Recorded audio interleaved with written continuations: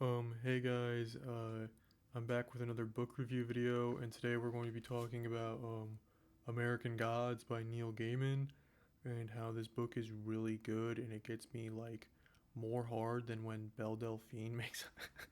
I can't. I That was my best Charlie impression. I could not be one of those guys who fucking does Charlie impersonations. Anyway, yes, what I said is true. We're doing another book review video today. American Gods by Neil Gaiman. Um, this one will be a little bit shorter and different than the book reviews I did in the past. Like the Frankenstein one, it's not as thought out or, you know, carefully done as that one because that one took a lot of time and it did not get a lot of views. And also, I'm lazy and I've been swamped with school.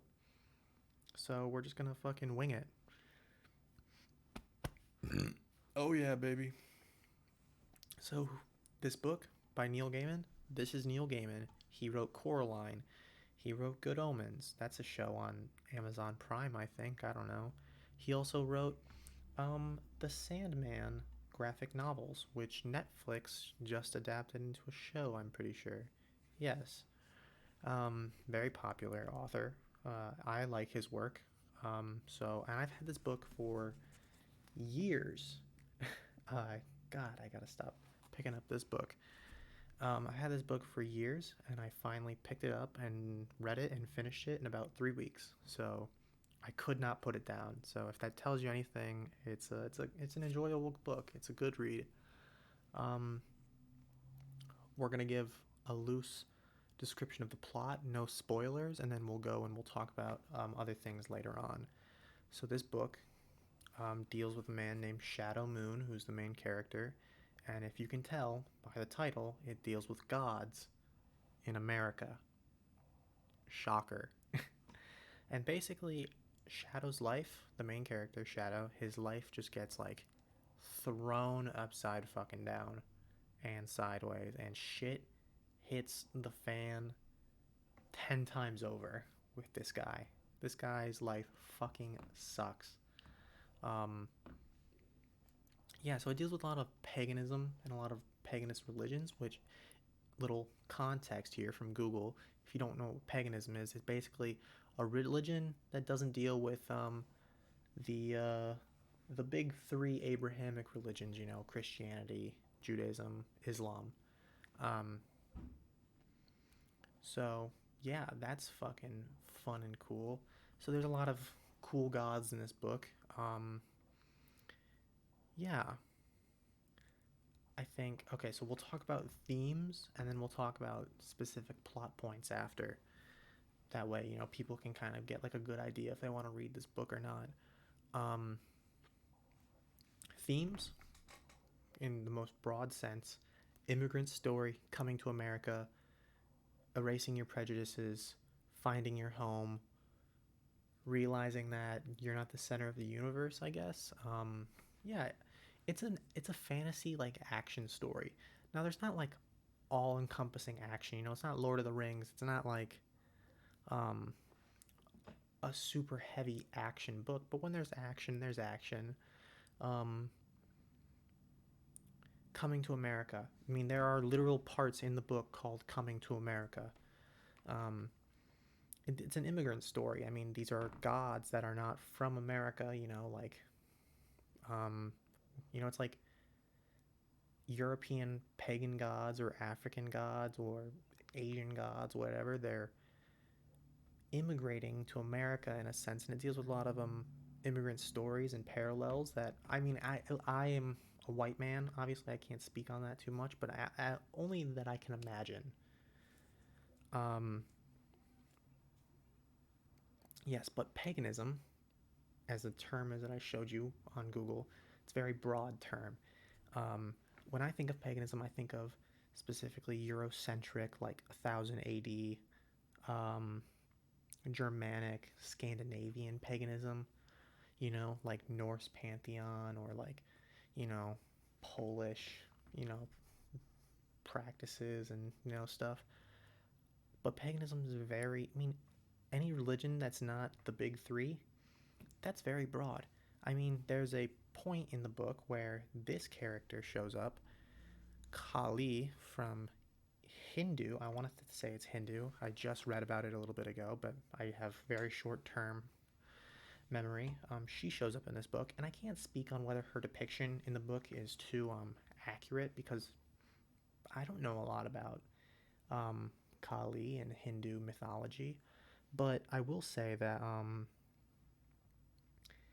the depiction of the characters from their origins to the depiction of the book is not that important. It actually is a plot point in the book itself to show how they've transformed, immigrating to America and how they've transformed to survive more or less in the modern world. Um, and by modern world, this book takes place in like 90s America. Like no specific year is ever stated, I don't think. But this book came out in 2001, and the way that they discuss like analog and digital stuff in the book would make me think that like yes, this book takes place in like 90s America.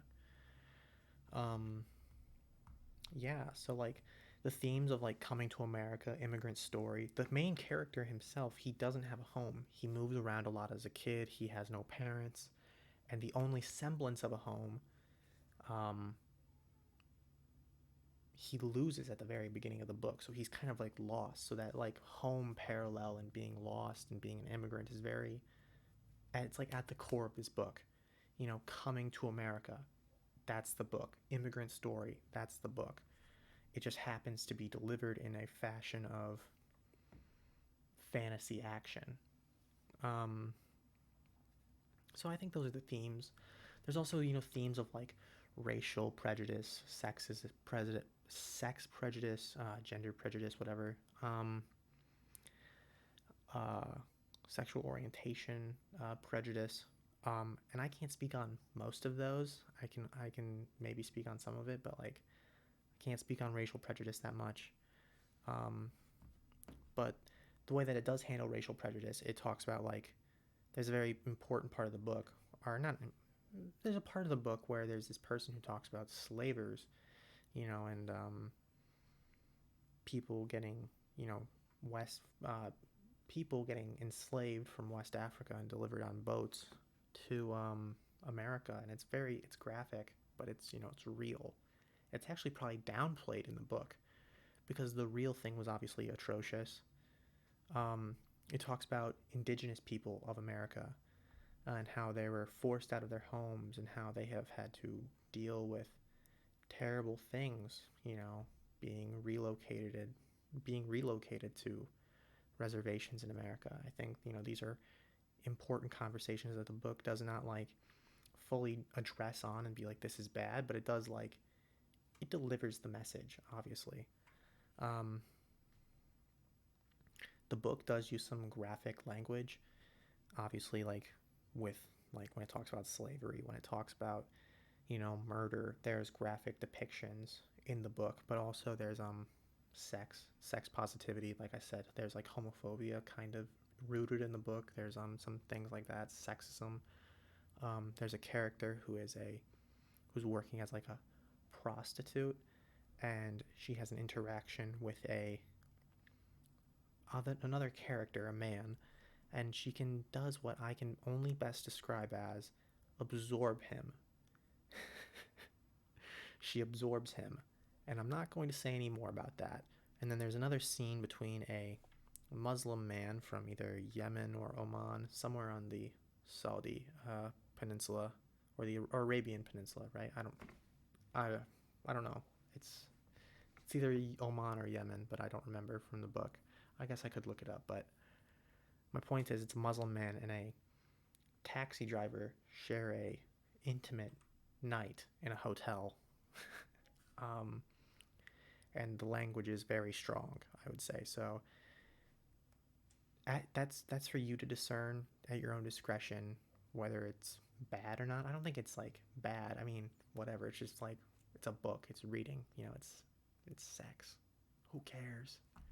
But maybe don't let your kid read the book. But I would say that's the least of your worries. I think the graphic talking about murder in the book is much worse than the talking about gay sex or any of that. Um, yeah. Oh, so specific plot points. Um, I guess this is spoiler corner, you know, spoilers. So click out here or skip to this timestamp that I'm not going to put up in the video. Spoilers. So, Shadow, his dad's Odin, which I guess you don't find out until way later in the book, so that's a big spoiler. Shadow's dad is Odin, which I guess you could figure out if you have like 3 brain cells, I would say. But his dad's Odin. Odin is like the mainstay god who's the most important figure in the book. But there's tons of other gods, like we pointed out. Kali's in the book. Chernabog is in the book. He plays a pretty big role. Anansi is in the book. He's like a spirit god from West Africa, is what I can best describe. To my knowledge, Loki's in the book, which you don't find out until like the very end. There's some like native like spirits. They're not like gods because indigenous Americans don't really believe in gods. They believe in like spirits, I guess. I can't speak too much on that. I don't know. Who's another important god in the book? Oh, the Egyptian gods. There's Anubis, Tot, Bast, and Horus. They play important roles. Uh, yeah, I mean, there's a lot of gods in the book, but the most important one is Odin. Um, yeah, there's a lot of perspective changes in the book, which I think kind of serve it to like when a perspective change happens, it's like at a really crucial moment, and it's like, oh my god, it keeps you engaged because it's like leaving you on a literal cliffhanger. It's like I gotta fucking find out what's happening next in the book, so I couldn't put the book down, and I'd keep reading it. So I think it's good. I think that it's a very good thing. Um, what else is there to talk about? I mean, this book was so. I mean, I liked this book. I wouldn't say it was like the best book ever, but it's a good book. I would say it's a good book.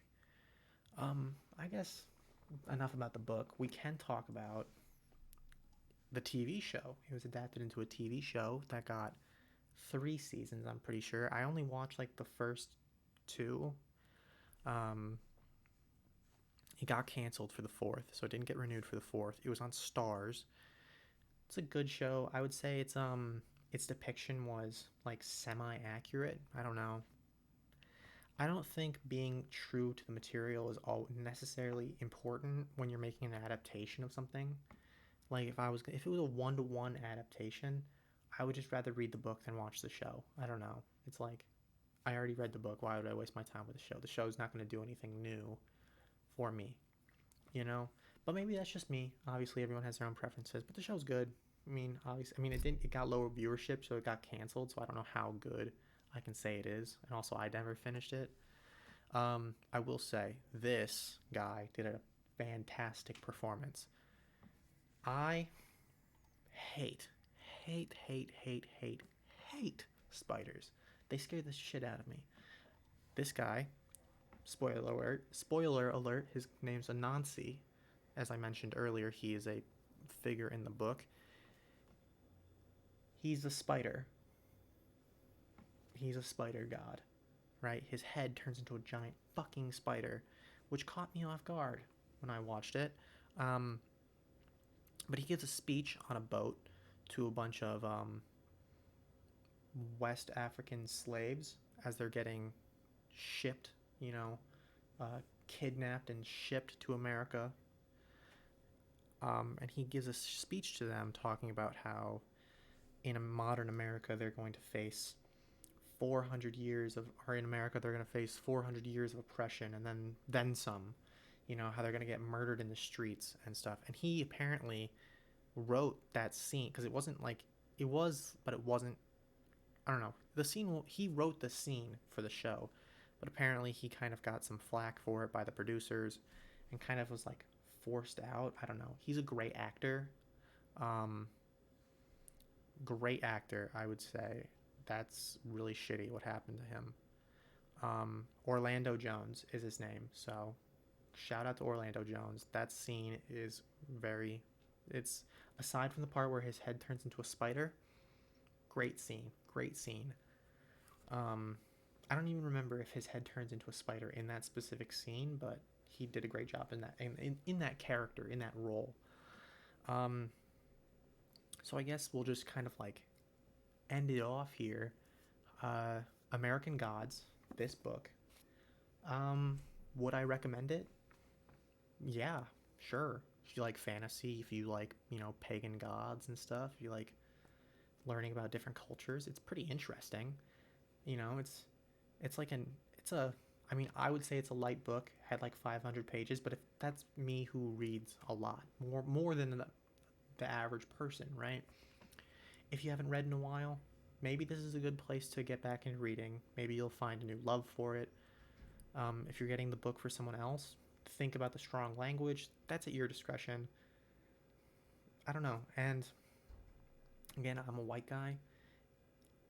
Maybe you know portrayals in this book of like racial prejudice and other characters, maybe they're very bad and maybe they're offending. I don't know. Let me know, because otherwise I wouldn't recommend a book that doesn't portray other people in a accurate and positive way. But I think it does, to my knowledge at least. So yeah, I would recommend this book. It's a good book. I think it does good jobs of talking about equality and immigrant stories. I don't know if I talked about everything that I wanted to talk about. I making this up off the top of my head. I am You know what? I think I'm going to do a new format for every book review that I do until we finally hit the money on one.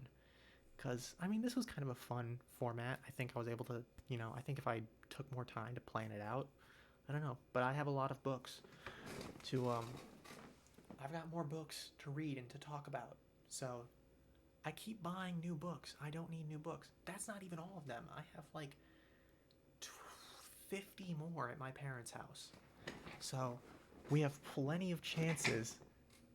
We have plenty of chances to get this formula down right. Um, should we rate the book? Should we start rating the books now? Uh, 4 stars. I don't know. I'm not a critic. I'm just a guy who likes to talk. Reading books is fun for me, and making these videos is fun for me too. So I don't know. If I'm gonna end the video now, because if I don't, I'm gonna keep talking for like another 30 minutes and not say anything meaningful once.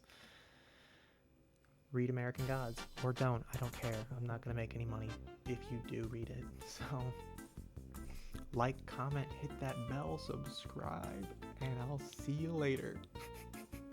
Peace.